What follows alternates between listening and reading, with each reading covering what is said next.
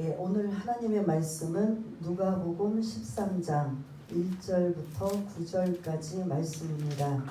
신약성경 117쪽에 있는 누가복음 13장 1절부터 9절까지 말씀을 다 찾으신 줄 알고 우리 다 같이 1절부터 9절까지 함께 읽겠습니다. 시작. 그때 마침 두어 사람이 와서 빌라도가 어떤 갈릴리 사람들의 피를 그들의 제물에 섞은 일로 예수께 아뢰니 대답하여 이르시되 너희는 이 갈릴리 사람들이 이같이 해 받음으로 다른 모든 갈릴리 사람보다 죄가 더 있는 줄 아느냐? 너희에게 이르노니 아니라. 너희도 만일 회개하지 아니하면 다 이와 같이 망하리라. 또 실로 안에서 망대가 무너져 치여 죽은 18사람이 예루살렘에 거한 다른 모든 사람보다 죄가 더 있는 줄 아느냐? 너희에게 이르노니 아니라. 너희도 만일 회개하지 아니하면 다 이와 같이 망하리라. 이에 비유로 말씀하시되 한 사람이 포도원에 무화과 나무를 심은 것이 있더니 와서 그 열매를 구하였으나 얻지 못한지라. 포도원 지기에게 이르되 내가 3년을 와서 이 무화과에서 나무에서 열매를 구하되 얻지 못하니 찍어버리라. 어찌 땅만 버리게 하겠느냐? 대답하여 이르되 주인이여 금년에도 그대로 두소서. 내가 두루 파고 거름을 줄이니 이후에 만일 열매가 열면 좋거니와 그렇지 않으면 찍어 버리소서 하였다 하시니라. 아멘. 오늘 제목은 만일 회개하지 않으면이라는 3절 그리고 5절 그리고 그 외에 오늘 키워드가 사실은 회개라는 걸 볼 수가 있는데 이러한 제목을 가지고 함께 은혜를 나누려고 합니다. 구약에 보면 욥기서가 있어요. 아시는 분들은 또 잘 아시겠지만 욥이라는 사람이 하나님 앞에 당대의 의인이다. 아주 믿음이 좋고 하나님 앞에 믿음을 인정받은 사람이 바로 누구냐면 누구라고요? 욥이라는 사람이에요. 그래서 하나님 앞에 또 복도 많이 받았어요. 거부예요. 엄청나게 부자고 그리고 자손도 아들이 7명, 딸이 3명, 다복한 10명의 자녀들을 두고 이런 여러 가지 모든 상황이 그리고 그 시대에 유력한 그런 인사, 그런 영향력을 끼치는 어른으로서의 그런 믿음도 좋고 복도 많이 받고 주변에 있는 사람들에게도 어떻게 보면 부러움의 대상인 이 욥이 그렇게 복을 많이 받고 행복하게 잘 살고 있는 욥이 하루아침에 다 거덜났어요. 가축도 그 당시에 그들은 재산이 가축인데 가축은 다 죽어버리고 자녀들 10명도 다 죽어버리고 집도 표현이 좀 죄송하지만 우리식으로 말하면 절도 없는 아무것도 없는 다 날아가 버렸어요. 그러다 보니까 부인이 옆에서 그래도 위로를 해주고 힘이 되어줘야 되는데 그 부인도 어떻게 해요? 야, 이렇게 어려움을 당하고 이렇게 그런 상황을 하나님을 저주해라 막 이러면서 떠나버렸어요. 그래서 거지 아닌 거지가 되었고 노숙자 신세뿐만 아니라 몸에 종기가 나서 이 피부병을 이 가려움을 어쩔 수가 없어서 그 우리식으로 이제 거의 성경은 질그릇이지만 기와장 같은 깨진 걸로 자기 몸을 득득 긁고 있는 삶이 완전히 바뀌어 버렸어요. 이걸 보고 여러분들은 어떻게 생각하십니까? 네? 하루아침에 거렁벙이가 되고 노숙자가 되고 그리고 완전히 그 몸에 막 고름이 질질거려서 어떻게 저 사람이 이전에 그 상황과 저럴 수 있을까? 사람들이 보는 시선은 그 당시에 뭐냐면 인과응보예요. 어떤 원인이 있기 때문에 저렇게 됐겠지. 다른 말로 뭐예요? 뭔가 하나님 보기에 잘못한, 그거를 이제 여기 성경에서는 잘못한 걸 뭐라고 해요? 죄가 있어서 그렇겠지. 이런 생각들이 모든 사람의 그런 시선들이라는 거죠. 그러다 보니까 이제 욥의 친구 3명이 그 동방에서 그 유력한 사람들이 찾아와서 그 상황을 직접 목격하고 위로한답시고 하는 말이 뭐냐면, 야, 어떻게 이럴 수가 있어? 하나님 앞에 너 무슨 죄를 진 거 아니냐? 라고 그렇게 이야기를 해요. 그러니까 그 당시나 구약에 있는 당시나 예수님 당시도 뭐 어느 날 그 사람이 완전 쫄딱 망하거나 뭐 상상할 수 없는 일들이 생기면 사람들은 뭐라고 반응한다? 그 사람의 죄가 있어서 그렇다고 인간보의 법칙을 늘 생각해요. 근데 우리도 사실 그런 생각해 왔네요. 하는 거죠. 또 신약에 와서는 요한복음 9장에 보면 어떤 사람이 예수님 앞에 질문을 던져요. 예수님, 날 때부터 앞을 보지 못하는 맹인이 있는데 이것은 이 사람의 죄입니까? 아니면 부모의 죄입니까? 이것 자체도 뭐에 대한 걸 얘기해요? 죄에 대한. 그 부모가 잘못했든지 이 사람이 잘못해서 죄 때문에 이렇게 생겼다고 생각하니까 그걸 교정시켜 주세요. 예수님이 뭐라고 하냐면, 아니다. 그의 죄도 아니고 부모의 죄도 아니고, 항상 우리는 혹시 주변에 그런 일이 있거나 우리 또 집안에 어려운 일이 생기면 뭐부터 생각해요? 혹시 우리 가정에 혹시 제 문제 때문에 이러진 않을까라는 생각을 하고, 그리고 그러한 것뿐만 아니라 다른 사람들의 시선이 항상 뭘로 보고 있다? 죄라는 거에 대한 시선으로 늘 보고 있다라는 거죠. 그러니까 주님이 그 날 때부터 맹인된 사람에 대한 사람들의 그 잘못된 시각을 바꾸면서 뭐라고 하시냐면, 아니다. 그의 죄도 아니고 부모의 죄도 아니고 하나님이 하실 일을 나타나기 위해서다. 그러고 나서 주님이 그를 어떻게 해줘요? 눈을 뜨게 해주셔요. 이러한 이야기를 보면 사람들은 늘, 우리도 마찬가지고 성경 속의 구약이나 신약에서 늘 사람들은 어떤 시선이냐면, 남들이 어려운 일을 당하고 그런 기가 막힌 상황을 당하면 그 사람들의 뭐 때문에? 죄 때문에 그럴 것이다 라는 생각을 늘 하고 있어요. 그러면서 오늘 이제 본문으로 들어가면 1절부터 3절까지 보면 특별히 어떤 사람이 주님 앞에 이런 어떤 이제 비극적인 이야기를 알려줘요. 그게 1절인 걸 볼 수가 있는데 어떤 내용인지 읽었지만 한번 읽어보겠습니다. 시작. 그때 마침 두어 사람이 와서 빌라도가 어떤 갈릴리 사람들의 피를 그들의 제물에 섞은 일로 예수께 아뢰니. 아멘. 여기서 보면 비극적인 일이 갈릴리 사람들의 수많은 죽음의 피가 제물과 함께 섞였다는 거예요. 근데 그걸 누가 했다고요? 지금 누가 했어? 1절에 보니까 누가 죽였어요? 빌라도가. 빌라도 누군지 아세요? 빌라도를 아시는 분이죠? 그 당시에 이 이스라엘은 누구의 억압을 받고 있어요? 로마에. 마치 우리가 옛날에 누구의 억압을 받았어요?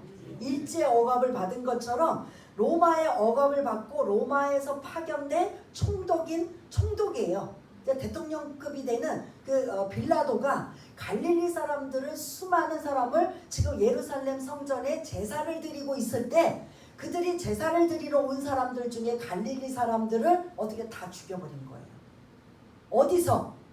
예루살렘 성전에서. 제물의 피와 섞였다라는 건 제사를 드리는, 그래서 예수님 시대까지만 해도 제사를 드리려 예루살렘 성전에 제사를 드렸는데, 제사를 드리려면 반드시 사람들이 뭘 가지고 와야 돼요? 제물. 뭐지요? 구체적으로 소는 아주 부잣집이고 대체적으로 양이에요. 근데 그것도 안 되는 사람들은 뭐 비둘기나 뭐 하지만 대체적으로는 다 뭐를 1인당 뭐를 갖고 온다? 양 한 마리를 갖고 와요.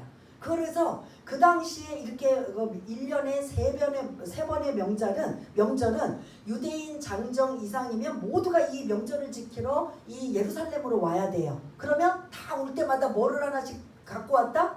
양 한 마리씩을 다 갖고 와서, 그러면 그 당시가 추산이 한 양 22만 마리래요. 그러면 그때 이 제사를 드리러 온 사람들 남자만 쳐도 몇 사람이다? 22만 명이 다 양 한 마리씩 갖고 왔을 때 이 제사장이 제한이 있지, 이 양을 다 잡을 수 있어요, 없어요? 그러니까 이제 가지고 온 사람들이 잡는 거예요. 잡고 뭐 이렇게 전가시키고 뭐 하는 일들을 평소에는 이제 많지 않을 때는 제사장이나 이제 그 레위인들이 하는 걸 볼 수가 있는데, 이렇게 특별히 명절에 많은 양이 올 때는 가지고 온 사람도 같이 그 양을 잡아가지고 하나님 앞에 드리면서 하나님 앞에 속죄함의 제사를 드리는 이러한 번제물을 드리는 걸 볼 수가 있는데, 이렇게 명절에 많은 사람들이 모여서 그 양의 제물을 드리고 양을 22만 마리를 그 다 죽여서 피를 낸다면 그 성전 주변에 뭐가 진동할까요? 무슨 피? 양의 피, 그런 피 비린내가 이게 뭐 장난이 아니에요. 근데 거기다가 더 합쳐서 빌라도가 갈릴리 사람들, 저 북쪽에 예수님이 처음 활동하셨던 그 갈릴리 사람들의 수많은 사람을, 거기에 제사 드리러 온 사람을 다 거기서 막 죽인 거예요. 그 죽이니까 뭐가 나와요? 피가 그 양의 피와 함께 섞여져 있는 거예요. 그러면 왜 갈릴리 사람들만 그 제사 때 예루살렘도 있고 뭐 많은 사람도 있는데 왜 그럴까? 유독 그 마치 우리가 일제에 항거하는 독립투사들 운동들 있잖아요. 그것처럼 갈릴리 사람들이 주로 그런 로마에 저항하는 폭동들이 많아요. 그러다 보니까 빌라도는 어디 사람이에요? 이스라엘 사람이에요? 로마 사람이고, 총독이 많이 이스라엘이 반란을 일으키고 폭동을 일으키면 본부인 로마의 소식을 들으면 누가 위험해요? 예? 정치적으로 누가 위험해요? 이스라엘에서는 늘 폭동이 일어나고 반란이 일어나고 막 그냥 늘 불안하다. 그러면 본부인 로마에서 듣기로는 누가 이걸 잘못했다고 생각하는 거예요? 빌라도인 거죠. 그러니까 빌라도는 어떻게 하든 이걸 빨리 제압하고 진압하고 싹을 자르기 위해서 그 폭동들의 들을 어떻게 한다? 죽이는데 어디서 죽였느냐? 좀 제사도 드리고 나와서 선별해서 죽으면 괜찮은데 어디서 죽였어요? 성전 안에 제사를 드리는, 제물로 제사를 드리는 그곳에 갈릴리 사람들을 막 그냥 로마 군병들이 막 투여해서 막 다 싸그리 죽여버리는 이러한 일들이 있어요. 이걸 가지고 이제 주님 앞에 어떤 사람이 질문을 던져요. 주님, 지금 이 예루살렘 성전에 제사를 드리는 이 제물의 피와 갈릴리 사람들의 수많은 피들이 빌라도가 죽여서 이렇게 섞여서 섞은 일을 지금 예수님께 아뢰요. 그러면 예수님이 뭐라고 반응해야 되냐면, 이 사람들이 이야기를 하는 사람들의 입장에서 반응을 해줘야 돼요. 두 가지 반응. 가장 이걸 이렇게 죽였던 자가 누구예요? 빌라도를 뭐라고 해야 돼요? 비난을 해야 되는 거죠. 야, 정말 죽이면 안 되지만 정말 죽여도 어떻게 죽여야 돼요? 어디서? 예? 성전에서 제사를 드리는 거룩한 이 상황을 좀 끝나고 죽이든지 나올 때 죽이든지 이미 그럼 드리기 전에 죽이든지, 야 어떻게 이럴 수가 있어 하고 빌라도를 비난할 수 있을까요? 없을까요? 있지요. 그 또 하나는 이 사람들의 생각이 뭐냐면, 이 갈릴리 사람들이 얼마나 많은 죽을 죄를 지었기에 이렇게 말도 안 되는 거룩한 성전에서 이 사람들이 죽었을까? 라고 이 두 가지를 이 사람들이 예수님께 얘기해준 말하는 건 이런 공감대를 갖기 위해서예요. 이해가 되시나요? 다시 어떤 사람이 주님 앞에 와서, 몇 사람이 와서, 주님, 예루살렘 성전에 제사를 드리는 그 제물에 양의 피에 이 빌라도가 수많은 갈릴리 사람들을 죽여서 이 사람의 피와 섞여서 지금 이렇게 엉망진창이 됐습니다 라고 한다면 곧바로 주님이 듣고, 아니 빌라도가 그렇게 어떻게 거룩한 성전에서 제사를 드리는데 그럴 수가 있어? 하든가, 또 하나는 아니 그 사람들이 얼마나 죄를 지었기에 거기서 그렇게 죽을 수밖에 없어, 이런 이야기를 주님이 공감해 주기를 바라고 이야기를 했다라는 거예요. 이해가 되시나요? 근데 2절에 보니까 뜬금없이 주님이 2절 3절에 보니까 말한 사람을 향해서 공격을 하셔요. 그러면 말한 사람의 입장에서 어떨 것 같아요? 난처하죠? 너희들은 그것만 보이냐? 빌라도의 잔인한 그것만 보이냐? 그리고 그 갈릴리 사람들이 수많은 사람들이 죽은 뭐같이 인간보호의 법칙처럼 죄가 있어서 죽은 것, 너희들은 그것만 보이냐? 너희들은 안 보이냐? 항상 우리가 어떤 사건과 어떤 일들이 생기면 우리는 안 보여요.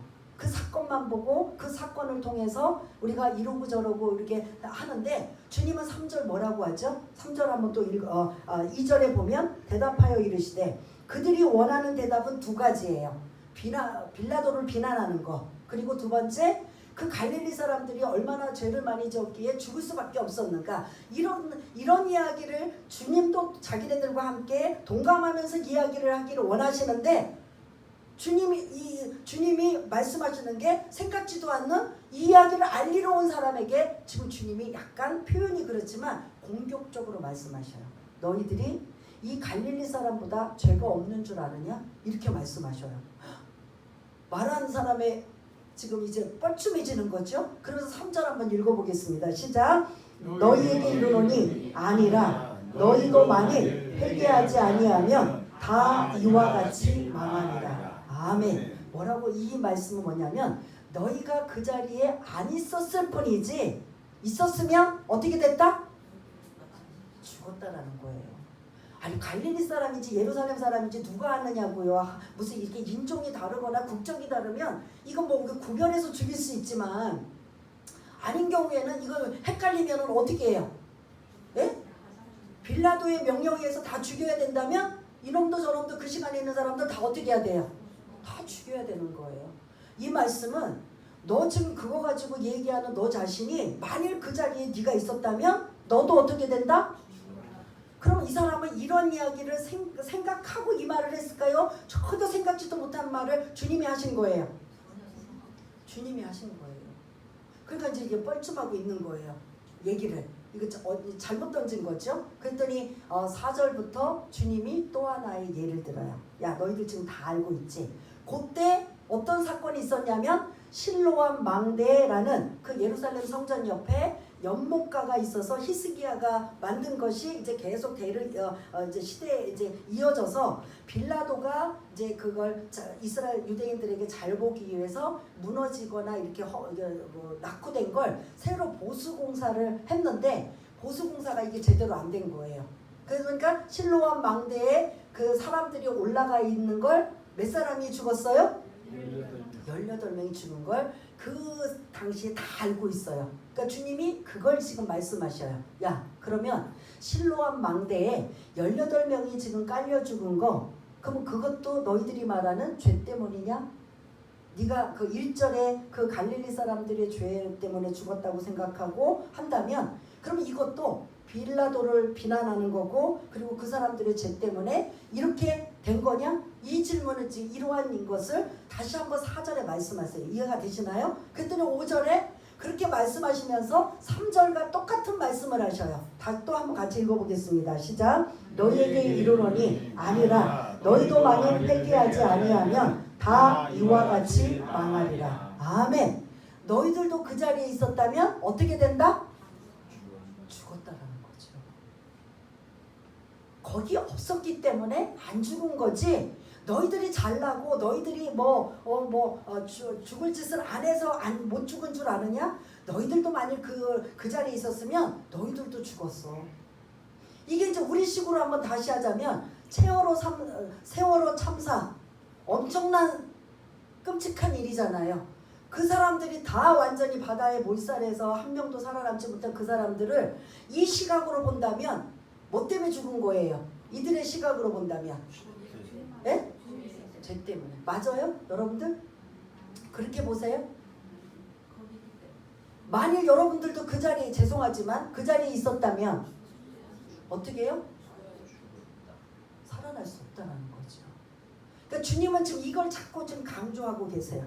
지금 전쟁으로 죽거나 지진으로 죽거나 여러 가지 그런 기근으로 그리고 요즘에 막 그냥 여기 분당도 근처에 막 묻지마 막 살인 폭행 막 일어날 때 길거리에 막 그 부부가 저녁 먹으러 나왔다가 그냥 뭐 아무나 막 찔러대는 바람에 그 상처를 입고 어떤 죽은 사람은 누구 직업이 뭐라고 했죠? 좀 아시나요? 교사래요. 교사가 이제 방학이니까 이제 누굴 만났는지 뭐 하는지 모르지만 나왔다가 그렇게 끔찍한 죽임을 당한 거예요. 그러면 그런 우리가 뉴스를 볼 때마다 상상하기도 힘든 많은 일들이 일어나고 있는데 그러면 나는 안 죽어서 다행이다라고 생각해야 되나? 아니면 그 자리에 주님의 말씀은 그 사람들이 죄가 있어서 죽었다고 생각하지 말라라는 거예요. 그렇게 치면 우리는 그럼 너희들은 죄가 있냐 없느냐? 뭐 어떻게 해야 돼요? 예? 우리도 있다라는 거예요. 너희들 왜 그런 시각으로 보냐는 거죠. 그러면서 또 다른 시각을 우리가 지금 막 세월호 참사도 그렇고 막 이런 거 막 그런 여기 이제 연세 드신 분이니까 젊은 분들이 보다는 더 그러니까 삼풍 백화점 붕괴 사건도 여러분 아시잖아요. 아파트 붕괴 막 이러면 그 사람들이 다 죄 때문에 그렇게 다 붕괴돼서 다 압사하고 죽었나요? 그건 아니잖아요. 부실공사 원인이 부실공사나 뭐 어떤 이런 것으로 찾는데 하나님이 보시기에는 그거는 떠나서 너희들이 그때 그 자리에 없었을 뿐이지 너희들이 죄가 없어서 지금 멀쩡하고 살아난 줄 아느냐? 이 말씀을 지금 하고 계시는 거예요. 근데 우리는 이제 막 세월호 참사나 뭐 이렇게 엄청난 집단으로 많은 사람들이 막 산사태든 막 그냥 여러 가지 죽게 되면 너무 안타까워서 우리 믿는 사람조차도 뭐라고 하냐면 안 믿는 사람들이 주로 말하는 소리예요. 하나님이 살아계시다면 어떻게 저런 일이 일어날까? 해요 안 해요? 예? 우리도 하죠 사실은. 그런 거 막 보면서 막 너무 안타깝다 보니까 그런 이야기도 우리도 동감하고 해요. 근데 주님 오늘 말씀 속에 그렇게 말하는 게 아니라 자신을 돌아보라는 거죠. 아, 내가 거기 없었으니 다행이야. 오늘 내가 어디 배 안 탔으니 다행이야. 내가 백화점 가서 쇼핑 안 했으니 다행이야. 뭐 저녁 먹으러 안 나갔으니 다행이야. 이렇게 생각하는 게 아니라 자신을 돌아보라는 거죠. 나도 언제 어느 때든지 뭐 할 수 있다? 죽을 수 있다라는 거예요. 죄송하지 마요. 뭐 이런 얘기하면 막 재수없는 소리다 뭐하다고 막 할 수 있겠지만 그래도 할 수 없어요. 우리도 안 걸리고 안 당하고 아직까지는 안전하지만 앞으로의 우리의 삶이 어떻게 무슨 일이 일어날지 알아요? 몰라요? 몰라요. 그래서 이런 사건들을 우리나라에서 일어난 전 세계에서 일어난 사건들을 바라보면서 그리고 이들이 이 상황들을 벌어지면서 뭐라고 하냐면 이런 엄청난 일들이 생기면 와 뭐라고 생각하냐면 하나님은 살아계시다면 왜 저런 일이 끔찍한 일이 왜 이렇게 말도 안 되는 일이 생길까 라고 하지만 사실 하나님이 살아계시니까 아직도 우리는 살아있고 뭔가 기회를 주고 계시는 거예요. 만일 하나님이 예수님의 십자가의 대속의 죽으심의 은혜가 없었다면 우리는 다 뭐 할 인생들이에요? 지옥 갈 인생들이에요. 이래 죽으나 저래 죽으나 우리는 다 지옥 갈 인생인데 하나님이 우리에게 어떤 게 주시냐면 시간을 주신 거라는 거죠. 그래서 그런 걸 볼 때마다 하나님을 원망하고 저 사람들은 왜 거기 가서 뭐 해서 라고 할 것이 아니라 그런 상황과 사건을 바라보며 나의 신앙과 나의 삶과 나와 하나님의 관계를 뭐 하는 시간? 점검하는 시간 가져야 된다라는 거죠. 그러면서 이제 그러한 것들의 잘못된 시각과 그 서니까 한마디로 이 1절부터 5절까지는 저 사람들은 죄가 많아서 이렇게 죽었고 나는 죄가 없어서 아직 살아있고 이런 위험에 안 처해 있어. 이렇게 생각하는 부류들을 향해 주님이 그들의 생각을 완전히 바꿔놓으시는 거예요. 너희들도 만일 뭐하지 아니하면 회개하지 아니하면 돌이키지 아니하면 너희들도 뭐처럼 된다? 이와 같이 될 것이다라는 거죠. 다만 그 자리에 너희들이 없어서 그럴 뿐이지 우리가 어떤 상황에 무슨 일이 일어날지 우리는 알 수가 없는 거예요. 제가 무학여고를 나왔거든요. 근데 여러분들 그 무학여고 저는 이제 한참 이제 졸업하고 나서 그 후손들이 그 무학여고의 참사가 무슨 일이 일어났죠? 예? 여기 어르신분들 다 아시잖아요. 성수대교가 무너지고 그것도 아침에 아이들이 등교하는 버스 그 성수대교가 무너지면서 아침에 등교하고 출근하는 그 모든 사람들이 그냥 한강에 빠져가지고 그러면 그 무학여고 학생들은 대다수가 다 죄가 있어서 죽었나요? 아니잖아요. 그러니까 이들의 잘못된 시각도 주님이 바로잡아 주시지만 지금 저와 여러분들이 이 시대를 살아가면서도 우리의 시각을 어떻게 한다? 바꿔야 된다라는 거죠. 그래서 내가 그 자리에 안 있어서 다행이고 뭐 안 해서 그러면 이제는 꼼짝도 말고 집에만 있어야 돼. 그럼 집에만 있다고 안전한가요? 해요 안 해요? 요즘엔 집에만 있어도 안전하지 않아요. 불이 나든지 뭐 강도가 들어오든지 뭐 별의별 일들 막 지진이 나든지 별의별 일이 다 드러나요. 그래서 어떻게 하느냐? 이런 상황과 이런 모든 것들을 종합적으로 볼 때마다 내 모습을, 이 말씀을 기억하고 내 모습을, 나의 신앙을 점검해 보는 말씀이 오늘 이제 6절부터 9절까지의 말씀이에요. 6절에 보면 주님이 이제 이런 정리해주고 우리가 어떻게 살 것인가를 말씀해 주시는 부분이 6절에 보면은 비유로 말씀하시는데 한 사람이 포도원에 무화과 나무를 심었다는 거예요. 포도원에 뭐가 있어야 돼요? 포도나무가 있어야 되는데 뭘 심었어요? 무화과 나무를 심었대요. 근데 포도원이니까 자동으로 포도나무가 있어요. 근데 그곳에 이 포도원 지기가 무화과 나무를 하나 심은 거예요. 무화과 나무는 특징이 뭐냐면 꽃이 안 펴요. 잎만 엄청나게 잎사귀가 넓어가지고 잎만 무성해요. 그러면서 뭐가 생기냐? 여러분들이 이제 우리나라는 거의 없어서 전라도 쪽에서는 이제 그게 또 열리기도 하지만 이스라엘 가면 항상 지금은 안 갖고 오지만 가면 뭐 갖고 와요? 무화과 열매를 가지고 오잖아. 그 열매가 엄청 막 그냥 맛있는 걸 볼 수가 있는데 무화과 나무는 목재로도 못 써요. 가늘고 막 꼬불꼬불 생겨가지고 그게 무화과 나무가 쓸모가 없으면 뭐밖에 안 돼요? 땔감으로밖에 안 돼요. 땔감으로밖에 안 되는 이곳에 유일하게 무화과 나무의 특징은 잎사귀가 널쩍하다 보니까 뭐 사람들에게 그 더운 지방에 뭐를 줘요? 제공해줘요. 그늘을 제공해줘요. 그리고 더 중요한 건 뭐다? 열매를 맺는 거예요. 제일 중요한 건. 무화과 나무 하면 잎사귀와 열매인데 이 포도원에 어떤 사람이 무화과 나무 지금 한 그루를 심은 거예요. 무화과 나무 잘 자라요. 그러다 보니까 무화과 나무가 이 포도나무 옆에 있는 걸 좀 이렇게 한 구성을 짓는다면 왜 지었을까? 아까 제가 말씀드린 뭘 제공해줘요? 네, 지금 포도나무 여러분 포도밭에 가보면 포도나무가 다 일직선으로 있고 다 이렇게 막 이렇게 넘어지거나 기울이지 않도록 이렇게 뭐 대를 내어주고 위에 막 이렇게 철사나 막 이런 걸로 해서 위로 이렇게 뻗어 나가게 포도를 이렇게 바로 세워놓는데 그거를 안 세워놓으면 포도나무가 어떻게 될까요? 예? 주저앉아서 땅 위쪽으로 이렇게 넝쿨이 옮겨가요. 그러니까 그 요한복음 14장 15장에 보면 나는 포도나무요 너희는 가지니라고 이 가지를 들어 올려준다라는 게 지금처럼 막 대를 세워서 뭐 꼿꼿하게 만들고 사람 손에 안 닿고 그 포도원 그 농사 짓는 사람들이 자기 키 높이 정도 돼서 이 포도가 열리게 만드는 지금 시설을 해놓지만 그걸 그대로 내버려두면 포도나무는 가지가 다 어디를 향해서 내려온다? 땅 쪽으로 내려와요. 그러면 열매가 다 어디로 있어요? 그 땅 밑으로. 그러면 누가 좋으냐면 들짐승들이 먹기가 좋은 거예요. 그럼 들짐승들이 자꾸 그 농사진 거를 수확을 해갖고 풍성하게 이렇게 결실을 해야 되는데 누가 다 먹어치워요 거의? 들짐승들이 먹어치우니까 천상 이 포도원 지기가 지켜야 돼요 안 지켜야 돼요? 그 더운 태양빛에 지킬 수가 없으니까 뭐 해야 된다? 무화과 나무 하나를 만들어서 세워서 잎사귀가 넓으니까 그늘에 앉아서 지킬 수 있는 아주 좋은 상황이에요. 그런데 그것만 가지고는 안 되잖아요. 진짜 무화과 나무에게는 뭐가 있어야 돼요?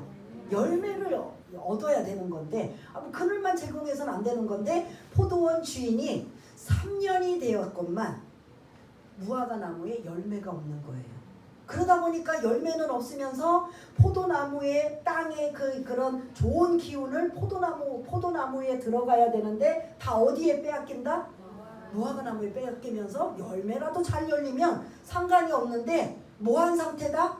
열매가 없으니까 포도원 주인이 포도원 지기, 가꾸는 포도원 지기에게 명령을 내려요. 야, 3년 동안 기다렸는데도 열매가 안 열리면 이거는 쓸모없는 나무야. 그러니까 뭐 하라? 베버려라. 어떻게 하라? 이거 지금 여러분 다 하셔야 돼요. 뭐 하라? 예? 여기서 말하면 찍어버려라. 그럼 뭐 할 거예요? 잘라서 사실은 그거 뭐 하라는 소리예요. 결국은 잘라서 뭐예요? 땔감으로 쓰라는 소리예요. 그랬더니 포도원 지기가 아닙니다. 제가 1년만 금년 여기서 금년에도 그대로 두소서. 포도원 지기가 포도원 주인에게 지금 부탁을 하고 사정을 하는 거예요. 주인님 금년에 그대로 두소서. 다른 말로 1년만 기회를 주소서. 그러면 제가 열심히 걸음과 그리고 정성을 들여서 열매를 맺게 하겠습니다. 그랬더니 포도원 주인이 어떻게 했을 것 같아요? 그러면 기회를 주었다는 거죠. 이게 앞에 있는 이야기와 무슨 상관일까? 포도원 주인, 포도원 지기, 그 다음에 무화과나무, 이 세 가지가 뭔가 영적인 거예요. 포도원은 하나님, 포도원 지기는 그럼 누굴 것 같아요? 무화과나무를 돌보고 갖고 오고 포도를 갖고는 누구? 나는 예수님. 그럼 무화과나무 누굴까요? 예, 잘하시네요. 우리들입니다. 우리들이 뭐가 없다는 거예요? 예? 열매가 없으니 하나님이 뭐 하라? 다 하셔야 돼요. 뭐 하라? 나는 열매 있는 사람인가요? 그러면 열매 없으면 나 있어요 라고 장담하시는 분 있는지 모르지만 대부분은 다 뭐라고 대답해요? 열매가 없어요. 그럼 오늘 본문 말씀이면 뭐 해야 돼요? 찍어서 뭐 해야 돼요? 땔감이에요. 그럼 우리 다 땔감이에요. 아무 쓸모가 없다는 거예요. 주님이 지금 이 사람들을 향해 예루살렘 성전에서 갈릴리 사람들이 수도 없이 죽었던 거, 실레원 망대에서 18명이 깔려 죽은 거, 그러면서 그들이 뭔가 죄가 있어서 그런 거 아닙니까? 라고 했던 그들을 향해 주님이 너희가 그 자리에 없었을 뿐이지 너희들도 똑같아. 너희들도 회개하지 않으면 그런 일 똑같이 당할 거야 라고 하시면서 더 의미심장한 말씀이 무화과나무를 말씀하고 있어요. 무화과나무에 뭐가 없다? 이게 지금 제가 한 주 동안 마음이 불편하고 때로는 눈물도 나고 내 모습, 우리의 모습, 우리 교회의 모습을 보면서 회개했던. 그래서 제가 오늘 쭉 전체 찬양을 불렀던 게 주제가 뭐예요? 회개에 대한 거죠. 죄 문제에 대한. 하나님 용서해 주옵소서. 지금 예수님께서 우리에게 금년만 그대로 두소서. 1년만 우리에게 기회를 주소서. 조금 더 길게 본다면 주님 이제부터 이 말씀을 알은 이 시간부터 우리에게 기회를 주소서. 열매 없는 무화과나무는 결국은 시간이 지나면 어떻게 된다? 찍어버려 땔감밖에 안 되는 우리 인생. 그런데 주님은 우리에게 뭘 주셨다? 기회를 주셨다는 거예요. 그래서 오늘 이 본문은 회개와 기회예요. 회개할 기회를 주셨다는 거죠. 그러한 여러 가지 우리 눈에 보이는 나쁜 상황, 나쁜 사건, 막 끔찍한 상황들을 보면서 나는 아니니 다행이고 저들은 어떤 죄를 지었기에 왜 나가가지고 저렇고 하나님은 살아계시면 왜 저런 일이 생겼을까라고 원망불평하는 게 아니라 내가 어느 상황에 어떤 시대에 무슨 상황으로 일어날지 모르는 나도 내가 지금 회개하며 이러한 무화과나무처럼 열매 없는 내 인생은 나도 그럼 어떻게 될 것인가? 내가 어느 순간 나도 모르게 주님이 만약에 이런 재난이든지 이런 상황이든 아니면 내가 수명을 다해서 하든지 죽는 건 인지상정이에요? 아니에요? 예? 누가 조금 빨리 가든 늦게 가든 차이일 뿐이지 다 뭐예요? 다 죽어요. 그럼 주님 앞에 섰을 때 열매가 있느냐 없느냐예요. 근데 그 첫 번째 열매가 뭐냐면 회개의 열매라는 거죠. 뭐 다른 거 뭐 전도란가 보다 뭐 그냥 목사님이 또 오늘 기회다 싶어서 막 전도하라나 보다. 사실 그게 아니라 내가 진짜 하나님 보시기에 나의 신앙의 상태를 그리고 내 모습을 점검하면서 진짜 하나님 앞에 회개하는 내 인생의 모습인가 이걸 돌아보라는 거죠. 회개. 회개는 돌이키는 거예요. 그냥 입으로 하나님 잘못했습니다. 그리고 또 이제 기도 끝나고 나면 또 다시 똑같은 짓을 반복하면서 하나님 또 잘못했습니다. 이런 회개를 말씀하시는 게 아니라 진짜 회개는 뭐예요? 유턴이에요. 가던 길을 잘못된 길을 뭐한다? 돌아서는 거예요. 그래서 그 돌아서는 걸 내 힘으로 할 수 없으니 누구의 도움을 받아요? 하나님이지만 더 구체적으로 성령님의 도우심으로 회개하는 거죠. 주님, 그 상황, 재난과 기근과 전쟁과 말도 안 되는 이러한 참변을 당하는 걸 뉴스나 이러한 소식들을 보고 주변에 많은 어려움들을 당하면서 그들을 보고 쭈쭈쭈쭈 하나님 원망하는 게 아니라 내가 지금 어떤 상황에서 나도 만일 저와 같은 상황이라면 나는 그러면 그런 상황이 되어서 그 사람이 죽으면 바로 누구 앞에 서요? 누구 앞에 서요? 에? 하나님 앞에 서잖아요. 나한테 기회도 없이 내가 서서히 시간을 가지고 기회를 가지고 준비를 하면서 갔다면 그래도 난데 요즘 세상이 하도 험악하다 보니까 언제 무슨 일이 일어날지 모르는 상황에 우리가 만일 그 상황이 돼서 주님 앞에 딱 섰다고 쳐요. 예를 들어서 그 안에 뭐예요? 죽어서 섰다고 쳐요. 그럼 그 준비된 자로 갔어요? 안 갔어요? 그럼 미리 준비하라는 소리예요. 준비하라.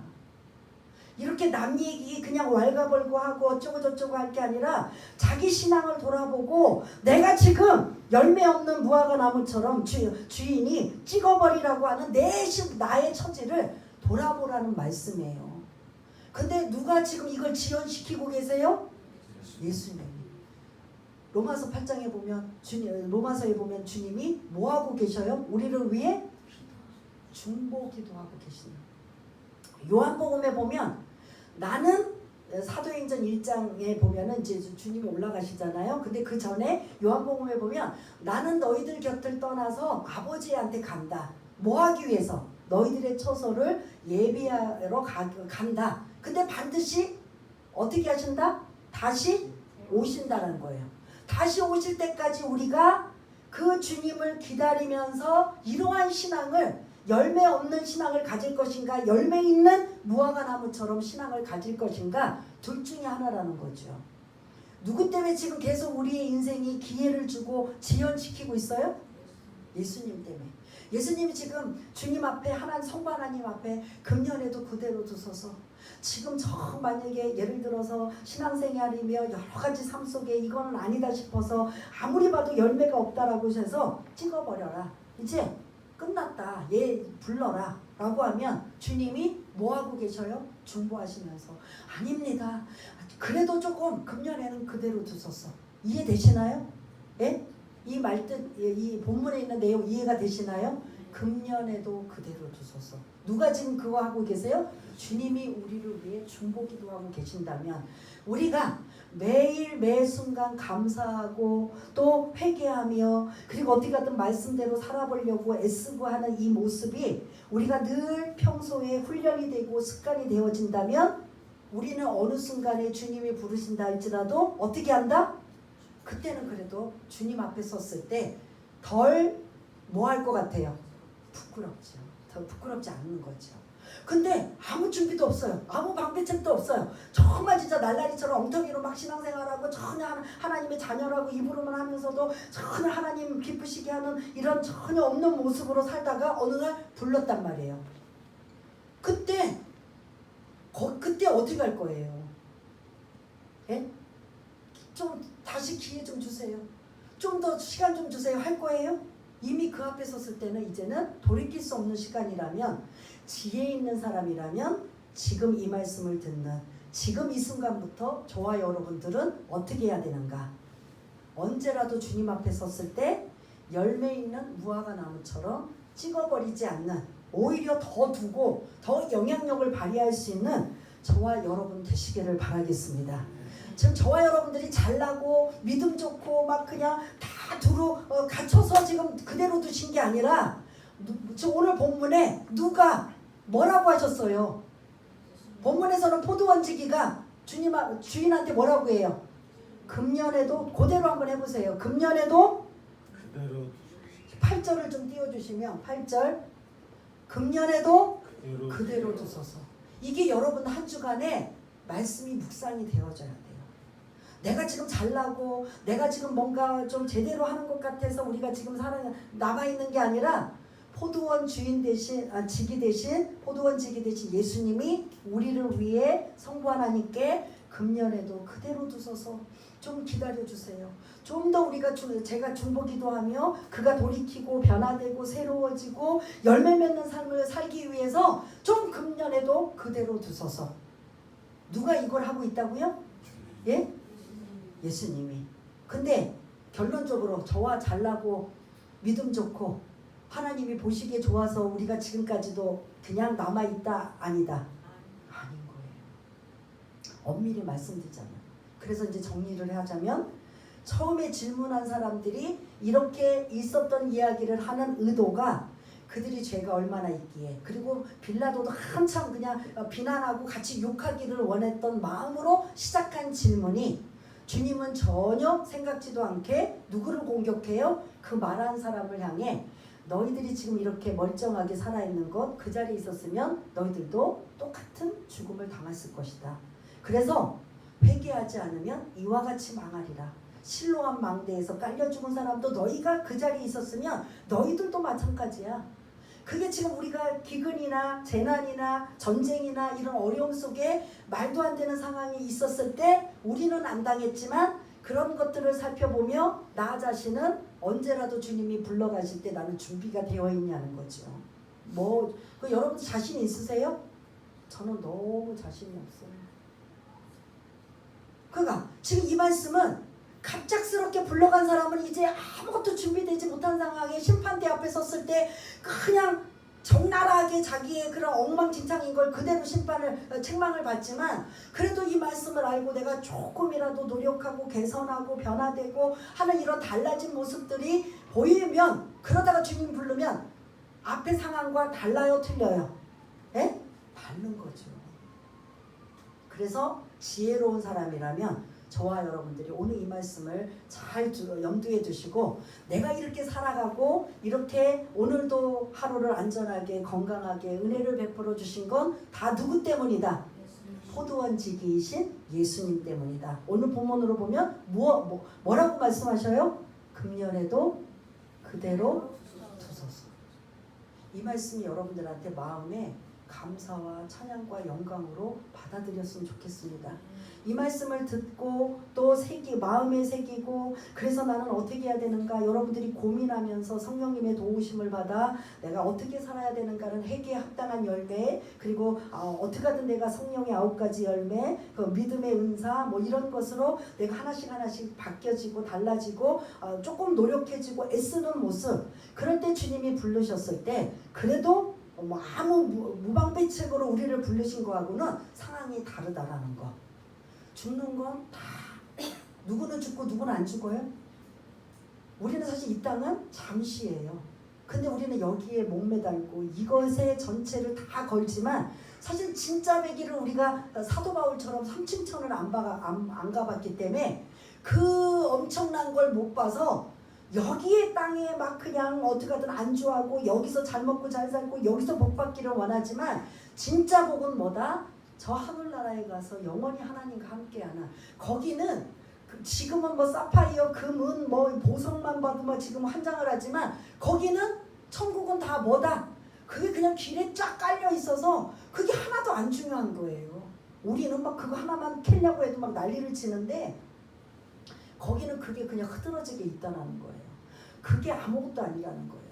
그래서 지금부터 저와 여러분들이 마음가짐을 어떻게 가느냐 이 땅의 것으로만 열심히 살다 보니까 그래서 나는 아무것도 한 게 없습니다. 주님 앞에 변명돼요? 안 돼요? 안 돼요.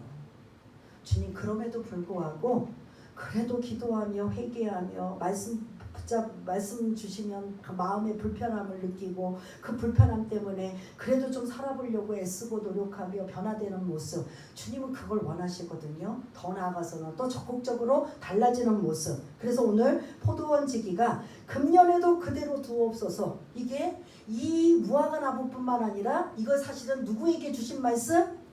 예? 누구에게 주신 말씀이에요? 우리 다 같이 나에게 우리에게 주신 말씀입니다. 기도하겠습니다. 오늘 이 말씀 붙잡고 한번 우리 잠시 기도하는 시간을 갖겠습니다. 오늘 이 말씀이 때로는 무거운 말씀이고 좀 힘든 말씀이지만 이 말씀을 통해 준비하라는 거예요. 학생들이 시험을 보기 전에 준비해서 좋은 성적을 얻고 그리고 이런저런 모든 상황 속에서 준비한 사람들은 겁이 안 나요. 그런데 준비가 되어 있지 않으면 항상 당황하고 그리고 힘들고 변명하고 피할 길을 자꾸 찾는데 주님이 오실 때를 기다리고 주님이 불러가실 때를 기다리며 나는 어떻게 살아갈 것인가를 말씀을 주시면 그 말씀을 우리가 마음에 두고 염두에 두고 그렇게 살아야 되겠다라는 이 마음을 가지고 한번 기도하는 시간을 갖겠습니다. 하나님 아버지, 오늘 이 귀한 말씀 우리 마음판에 새길 수 있도록 지혜와 계시의 성령님께서 우리 한 사람 한 사람들에게 잊혀지지 않고 기억되게 하여 주옵소서. 매일 뉴스만 보면 생각지도 못하는 재난과 엄청난 끔찍한 일들과 말도 안 되는 일들이 일어나고 있는데 그런 일이 지금까지는 나에게 안 당해서 다행이다라고 생각하는 게 아니라 이렇게 어느 순간에 내가 수명을 다해서 가는 것도 아니고 갑작스럽게 급작스럽게 혹시 주님 앞에 선다면 나는 준비가 되어 있는 자인가. 오늘 말씀처럼 무화과 나무가 열매를 맺지 못해 찍어버리라는 그러한 모습이 나의 모습은 아닌가. 그럼에도 불구하고 주님은 우리를 위해 금년에도 그대로 두소서라고 중보기도 하시며 기회를 주시고 시간을 주셨다라는 건 달라지고 변해지고 하나님의 자녀답게 살라고 주신 말씀이라면 그 말씀이 나의 십년간절 골수를 찔러 쪼개는 말씀이 되어 그 말씀이 묵상되어지고 그 말씀이 잊혀지지 않고 그 말씀대로 살아보려고 노력하는 우리 모두가 될 수 있는 회개에 합당한 열매가 이루어질 수 있도록 주님 도와주시기를 원합니다. 그 더 나아가 성령님의 도우심으로 성령의 열매를 주렁주렁 맺는 하나님의 귀한 복된 자들 주님이 그렇게 중보기도 하시고 금년에도 그대로 두소서라고 그렇게 가꾸고 정성 들여 했던 그 일들이 좋은 결과를 얻는 우리의 한 사람 한 사람들 다 될 수 있도록 주님 도와주시옵소서. 하나님 아버지 감사합니다. 주님이 이제 공생의 사역을 거의 마치시고 십자가의 길을 가시는 그 길에 이제 아주 심오한 말씀, 정말 정신차려 신앙생활 해야 되는 말씀들을 하나씩 하나씩 주고 계시기 때문에 이제부터 그 말씀들은 우리 심령에 그런 찔리는 말씀, 책망의 말씀, 교훈의 말씀, 위로 교육하기에 유익한 말씀들을 계속 주실 터인데 그 말씀을 잘 마음판에 새겨 나는 어떻게 살 것인가, 남이 중요한 게 아니라 우선 나 자신이 먼저 중요함을 깨달아 알아가게 하여 주셔서 주님이 나를 위해 금년에도 그대로 두소서 찍어버릴 수밖에 없는 땔감밖에 될 수 없는 우리 인생을 아직도 기회를 주신 것에 감사하여 어떻게 살 것인가를 고민하며 하나님의 영광 위에 살아가는 하나님의 뜻을 깨달아 살아가는 귀하고 복된 인생들 다 될 수 있도록 주님 도와주옵소서. 모든 것 감사드리오며 사랑이 많으신 예수님 이름으로 기도드리옵나이다. 아멘.